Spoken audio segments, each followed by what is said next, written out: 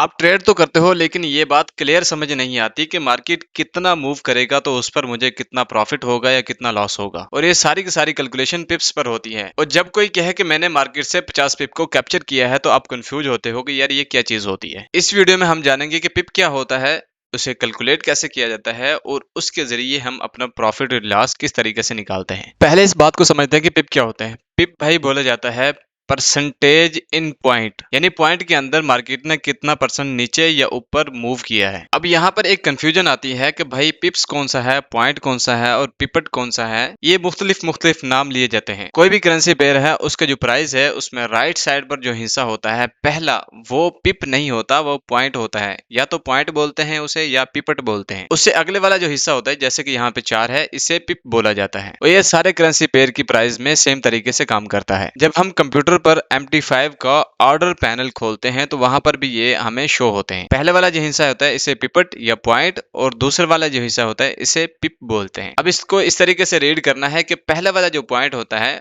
1 से लेकर 10 तक जब पहुंचता है तो तब जाके एक पिप बनता है। यानी यहाँ पर 5 है तो ये हाफ पिप है, फुल पिप नहीं है। इधर 4 पर चले जाओ तो ये 4.5 पिप बन गए। अगर यहाँ पे 0 होगा तो 4 पिप होंगे। इस वाले हिस्से को जब साथ में मिलाएंगे तो ये 34 पिप बनेंगे। ठीक है, इस वाले हिस्से को जब मिलाएंगे तो 134 पिप बनेंगे और इस वाले हिस्से को जब मिलाएंगे तो फिर 2134 पिप बनेंगे। जब इस वाले हिस्से को मिलाएंगे तो फिर 12134 पिप बनेंगे। या यहाँ पर आसान अंदाज में लिखा गया है, आप यहाँ पर इसे एक दफा नोट कर लेंगे या देख लेंगे तो आपके लिए आसानी हो जाएगी, आप दोबारा भूलेंगे नहीं इसे। अब सवाल ये आता है कि भाई ये पिप इतना इंपॉर्टेंट क्यों है ट्रेडिंग में। तो भाई किसी भी चीज को कैलकुलेट करने के लिए एक टूल की जरूरत होती है और यहाँ पर पिप वो टूल है जो हमें हमारे प्रॉफिट और लॉस को कैलकुलेट करने में मदद करता है। अगर आपको 20 पिप प्रॉफिट हो रहा है या 20 पिप लॉस हो रहा है तो इस चीज पर डिपेंड करता है कि आपने कितनी लॉट साइज ओपन की। अगर हमें लॉट साइज का पता होगा कि आपने कितनी लॉट साइज ओपन की है तभी हम बता पाएंगे कि आपने कितना पैसा जाया किया है या कितना पैसा प्रॉफिट में जनरेट किया है। इसको मिसाल के साथ समझते हैं, जैसे आपने एक ट्रेड ओपन की 0.01 की और 10 पिप पर जाकर उसे क्लोज कर दिया तो भाई